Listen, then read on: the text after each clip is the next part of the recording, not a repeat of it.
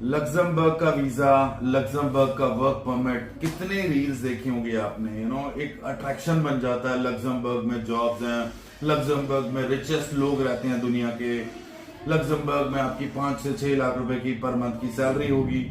तो सुनने में बहुत अच्छा लगता है और ऑब्वियसली एक इंटरेस्ट बन ही जाता है।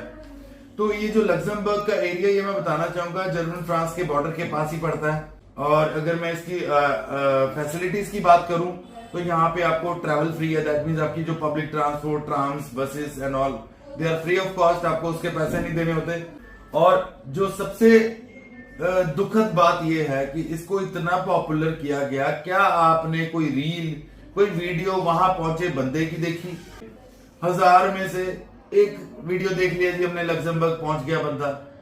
लग्जमबर्ग जो सिटी है वो वहां पे रहना बहुत ही कॉस्टली है। तो मैं इसका बताना चाहूंगा आपको।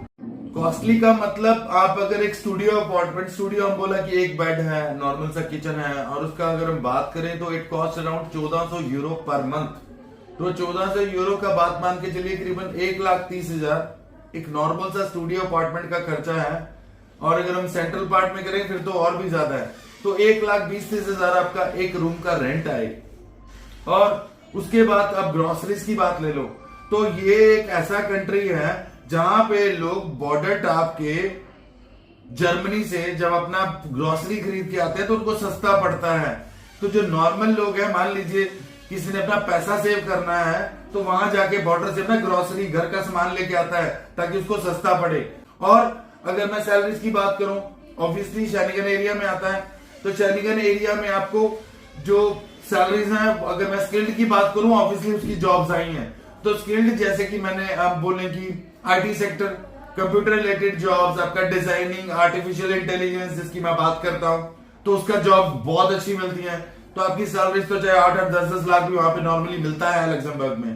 बट मैं नॉर्मली अगर हम बात करें, फॉर एग्जाम्पल अगर हम पेट्रोल स्टेशन की बात करें, अगर फ्रूट पैकेजिंग की बात करें, और ये जो अनस्किल्ड जॉब है उसमें आपका सैलरी एक नॉर्मल से इतना खर्चा नहीं निकल सकता। तो अपना लग्जमबर्ग को थोड़ा क्लियर कर लीजिए। रील देख के हमको वहां नहीं जाना है, रिसर्च करके वहां पे जाना है। आज की डेट में जी लग्जमबर्ग में जॉब्स अवेलेबल है जी, आपको मैं जॉब अप्लाई करवा देता हूं, कुछ नहीं होने वाला। मत टाइम वेस्ट करो इन चीजों के पीछे।